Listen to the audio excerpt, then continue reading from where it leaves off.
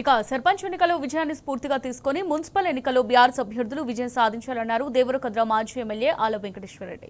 మహబూబ్ నగర్ జిల్లా బూత్పూర్ మున్సిపాలిటీ పరిధిలోని బీఆర్ఎస్ ముఖ్య కార్యకర్తల సమావేశానికి ఆయన హాజరయ్యారు.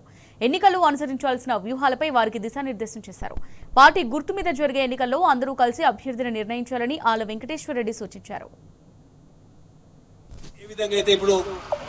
మండల సీనియర్ నాయకులు ఉన్నారు, మండల్లో ఉన్న వాళ్ళు కూడా తప్పనిసరిగా సర్పంచులు టైం ఇవ్వండి. ఈ 10-15 రోజులు ఫస్ట్ ఇంతకు ముందు అన్నట్లు మీరు ఒక్కొక్కరు ఒక వార్డు తీసుకోవాలి. సిన్సియర్గా మీ ఎలక్షన్లు కష్టపడ్డారో అట్లా కష్టపడిపోయి మనల్ని గెలిపించాల్సిన బాధ్యత అందరు సర్పంచులు కూడా ఒక్కొక్క వార్డు ఇన్ఛార్జీగా తీసుకోవాలి. వాళ్ళు కాకుండా మిగతా సీనియర్ నాయకులు చాలా మంది ఉన్నారు మండల్లో.